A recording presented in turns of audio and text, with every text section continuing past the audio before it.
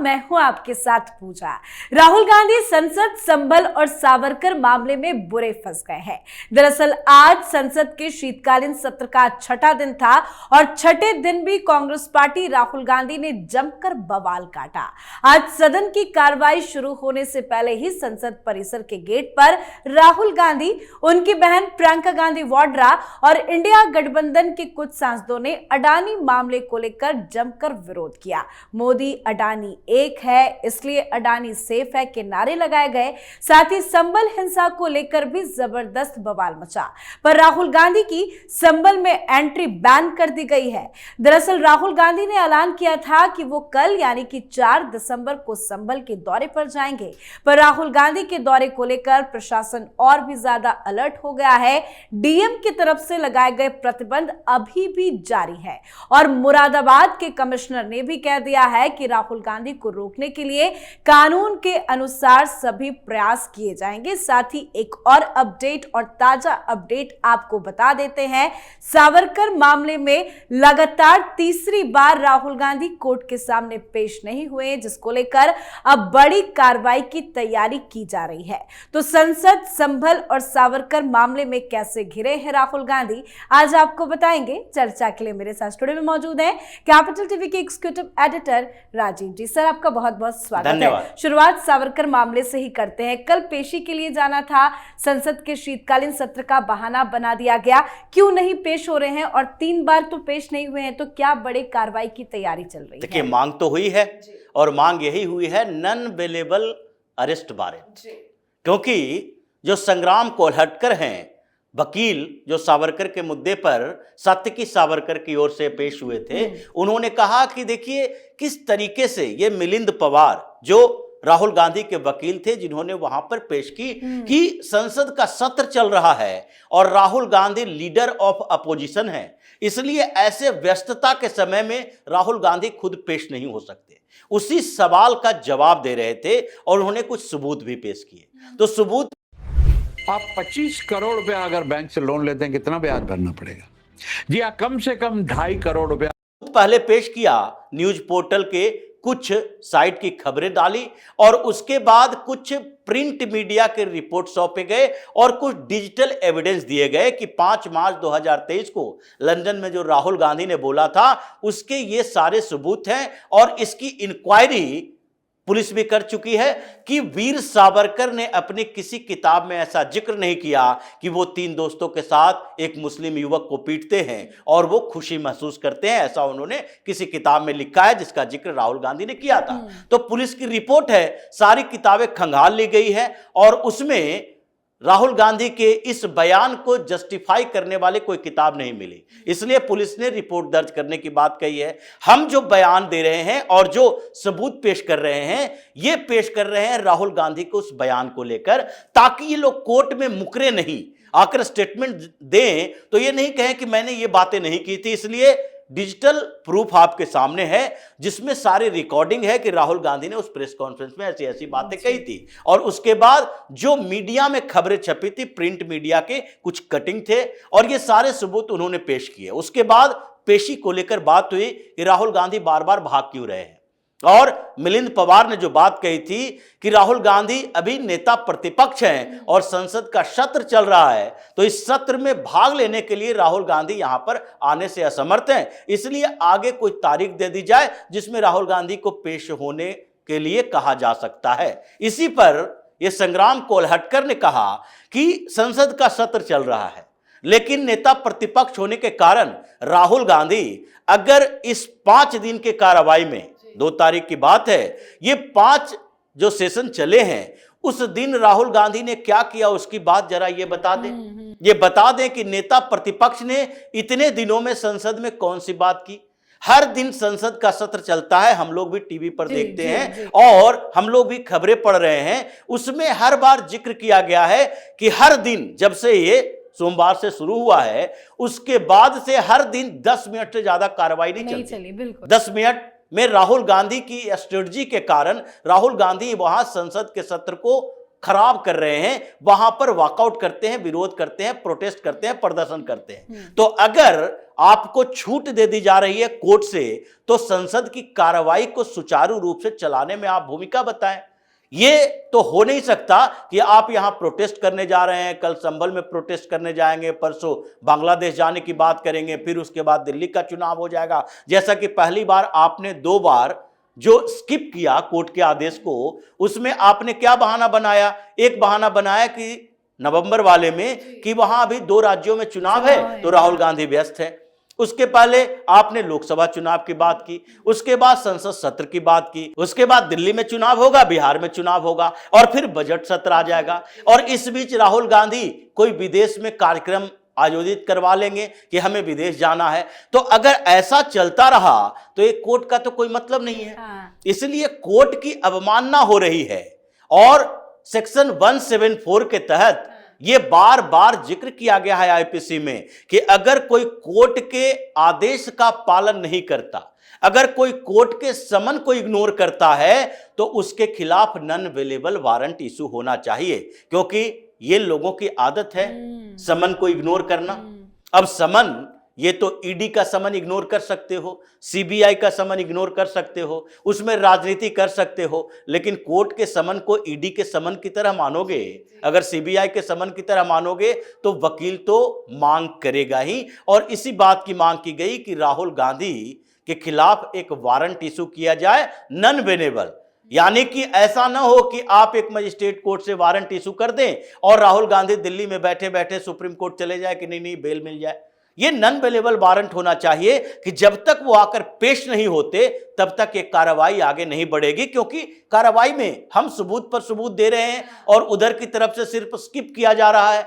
अगर वो यहां आकर यही बोल दें कि 5 मार्च 2023 को हमने ये बात नहीं बोली थी, और अगर ये बोली थी तो हमें मिसलीड किया गया था, हमने कोई किताब नहीं पढ़ी थी, हमें कुछ लोगों ने बताया था जो उस किताब का जिक्र कर रहे थे, उसी के आधार पर हमने ये बात बोल दी। कम से कम इनको माफी तो मांगनी चाहिए, गलत बताता तो चाहिए। अगर नहीं बताते हैं, अडिग रहते हैं, तो फिर ये जो सेक्शन 500 है उसके तहत 2 साल की सजा फिर होगी। ये पूरी बहस की प्रक्रिया चली और राहुल गांधी के जो वकील वहां पेश हुए थे, मिलिंद पवार, उनको फटकार भी लगाई गई कि आप अपने मुवक्किल को बता दीजिए, जो बार बार कोई ना कोई बहाना बनाकर कोर्ट के आदेश का अवहेलना कर रहा है, वो ऐसे नहीं चलेगा। पहले भी राहुल गांधी ये जानते हैं, सुल्तानपुर की अदालत ने यही किया था। जब ये वहां यूपी गए तभी इनके खिलाफ जब वारंट जारी किया कि अगर नहीं आओगे तो गिरफ्तार कर लिए जाओगे, तभी ये गए थे। ये इनकी आदत में मतलब बहानों की तो लिस्ट काफी लंबी है, बहानेबाजी तो करना कोई राहुल गांधी से सीखे, तभी वारंट की मांग की जा रही है। आज खबर भी सर ये आई कि 10 जनवरी को अगली डेट पड़ी है, उस दिन राहुल गांधी पेश होंगे। क्या वो आखिरी मौका होगा? देखिए, अभी नहीं कहा जा सकता। राहुल गांधी का जो एटीट्यूड है, राहुल गांधी ये कोशिश कर रहे हैं कि किसी तरीके से इस मामले को जितना खींच सकते हैं खींचे, ये महाराष्ट्र चुनाव के समय से। और चूंकि ये ऐसा मामला है, ये मोदी सरनेम वाला मामला नहीं, अमित शाह का मामला नहीं है, ये ऐसा वैचारिक मामला है जिसके ऊपर राहुल गांधी की पूरी राजनीति टिकी है।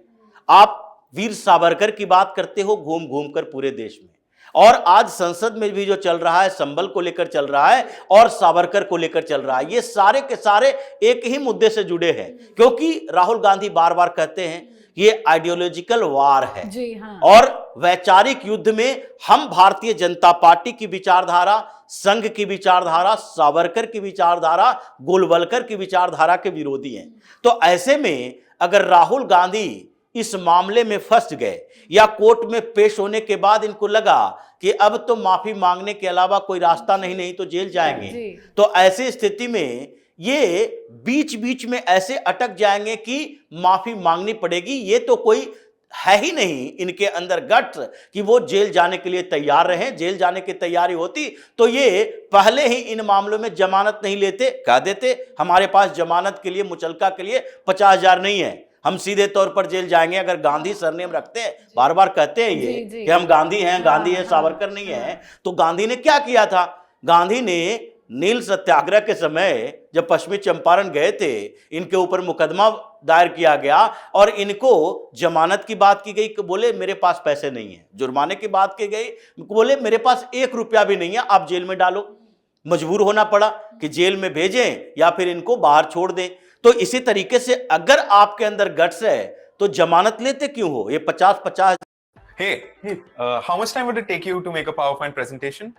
Maybe 1 to 2 days. 1000 के मुचलके जाहिर किए जाते हैं, जमानत लेने की जरूरत नहीं पड़ती। लेकिन लगता नहीं है कि वो फिर से पेश होने की कोशिश करेंगे, फिर से कोई ना कोई बहाना बनाएंगे जब तक कि गिरफ्तारी वारंट इनके खिलाफ। लेकिन सर एक चीज तो लगता है कि कहीं ना कहीं राहुल गांधी को भी डर है कि वो इस पूरे मामले में फंस गए हैं, उनका बचना मुश्किल है, तभी क्योंकि वक्त की कमी बता रहे हैं। अब संभल जाने के लिए उनके पास वक्त है, खबर है कि कल वो जाएंगे। हालांकि उनकी एंट्री बैन कर दी गई है, जो नियम कानून वहां पे लगाए गए हैं। क्या वो कल वहां पे जाके राजनीति करना चाहेंगे? देखिए, जिस तरीके का अभी माहौल है, संसद से लेकर संभल तक राहुल गांधी की स्ट्रेटजी और जो अडानी का मुद्दा इन्होंने उठाया, सब में एक कॉमन पॉइंट है और वो कॉमन चीज यही है कि ये पूरी तरह से हिंदुत्व के मुद्दे का विरोध करना चाहते हैं। ये लोगों को दिग्भ्रमित करना चाहते हैं। अडानी पर क्या कहते हैं? मोदी के साथ अडानी हैं, एक हैं तो सेफ हैं। ये क्यों ऐसा कहा जाता है? ये दिग्भ्रमित करने की कोशिश है। कभी भी हिंदुत्व के मुद्दे पर जहां भी प्रदर्शन होता है वहां पर उसका मजाक उड़ाया जाता है। आप फिल्मों में देखें या फिर साहित्य में देखें, अगर फिल्मों में कोई हिंदुत्व के प्रदर्शन वाले, साड़ियां पहनी हुई महिलाएं रहेगी, बिंदी लगाई महिलाएं रहेगी, सेलिब्रिटी के बीच में वो उपहास के पात्र होती हैं, इसलिए कि उनको मजाक उड़ाया जाए ताकि वो उसका प्रदर्शन न कर सके। अब मुद्दा है एक है तो सेफ है। अब इसको इन्होंने क्या किया कि चूंकि ये हिंदुओं को एक करने की बात है तो एक ऐसा मुद्दा सामने लाओ, मामला सामने लाओ जिससे कि मोदी इस पूरे स्लोगन से पीछे हट जाए। एक है तो सेफ है, लोगों के दिमाग में क्या रखो? कारपोरेट हाउसेस के साथ डील है। अब उस पूरे के पूरे मुद्दे को, उस स्लोगन को खत्म करने की साजिश के लिए एक अडानी का मुद्दा लाओ कि अडानी और मोदी एक हैं तो सेफ है। अगर अडानी मोदी के साथ सेफ है तो राजीव गांधी के साथ क्या थे? अनसेफ थे। इनकी सरकारें जो 10-10 साल तक यूपीए 1 यूपीए 2 की रही और उससे भी पहले इनकी सरकारें रही, उस समय इन्होंने अडानी अंबानी को गिरफ्तार क्यों नहीं किया? सब सारे मामले अंबानी के खिलाफ भी जो है कि जब वो बिजनेस शुरू कर रहे थे तो उस समय कुछ मामले ऐसे आए थे कि उन्होंने कुछ करप्शन किए, जैसे यहां से जो भेजे जाते थे सूत और वहां से डब्बे खाली लाते थे, एक्सपोर्ट इंपोर्ट ड्यूटी में कुछ करप्शन के मामले आए थे। लेकिन उस समय तो कांग्रेस की सरकारें थी, आपने अब तक कार्रवाई क्यों नहीं की? यानी सेफ तो आपके साथ भी था और इनके साथ भी है क्योंकि सबूत नहीं है आपके पास। लेकिन उसी तरीके से संभल के मुद्दे पर भी ये वही काम कर रहे हैं। संभल के मुद्दे पर बदनाम करने की कोशिश किसको? योगी को। ये अखिलेश यादव भी यही बात बोलते हैं कि ये कॉन्स्पिरेसी थी, लेकिन ये कॉन्स्पिरेसी किसने की? इसमें वो पुलिस का नाम लेते हैं। क्या पुलिस ने कॉन्स्पिरेसी करके हत्या कर दी? क्या पुलिस ने वहां इतने पत्थर भेज दिए? क्या पुलिस ने लोगों को पकड़ पकड़ के मस्जिद के सामने खड़ा कर दिया, बुत बना दिया, मूर्ति बना दी? ये सारे लोग वहां आए थे, पुलिस पर पथराव किया, गोली चार्ज हुई, मारे गए 5 लोग। लेकिन इन लोगों ने जो तरीके अपनाए अभी संसद से लेकर सड़क तक, चाहे किसान आंदोलन, जो किसानों को सामने लाना, ये हिंदुओं को किसी तरीके से तोड़ा जाए, मुद्दे ऐसे लाए जाए जिससे कि मोदी योगी बटोगे तो कटोगे के नारे न दे, मोदी योगी एक है तो सेफ है के नारे न दे, और फिर हिंदुओं के बीच एक कंफ्यूजन क्रिएट हो कि देखो ये एकता की बात करके हमारा रोजगार छीन रहा, किसानों को परेशान कर रहा, कारपोरेट हाउसेस के साथ है। तो ये सारा इन लोगों ने पूरी तरीके से महाराष्ट्र चुनाव के बाद जो स्ट्रेटजी बनाई है उसमें एंटी हिंदू एजेंडा इनका सामने दिखाई पड़ रहा है। बिल्कुल सर, बहुत बहुत धन्यवाद सर समझाने के लिए। तो संसद के अंदर और बाहर दोनों जगह राहुल गांधी बुरे फंसे हैं। तो वहीं संभल में राहुल गांधी की एंट्री पर बैन लगा दिया गया है। इससे पहले भी कांग्रेस के किसी नेता और समाजवादी पार्टी के भी किसी नेता को वहां नहीं जाने दिया गया और यही कानून राहुल गांधी पर लागू होता है। पुलिस की तैयारी राहुल गांधी को रोकने के लिए पूरी है। साथ ही वीर सावरकर मानहानि मामले में राहुल राहुल गांधी सोमवार को पुणे की अदालत में हाजिर नहीं हुए। सावरकर के परिजनों ने राहुल गांधी के खिलाफ मानहानि का मामला दायर किया हुआ है। बहाना संसद के शीतकालीन सत्र का बनाया गया। राहुल गांधी के वकील मिलिंद पवार ने बताया कि संसद सत्र के चलते पेशी से छूट की मांग की थी और यह भी बताया कि राहुल गांधी 10 जनवरी को अदालत में हाजिर होंगे। कुल मिलाकर राहुल गांधी जितना पेशी से छूट मांग रहे हैं, मामला उतना ही बड़ा होता जा रहा है। तो इस पर आप अपनी राय कमेंट कर लिखें। देखते रहिए कैपिटल टीवी। नमस्कार।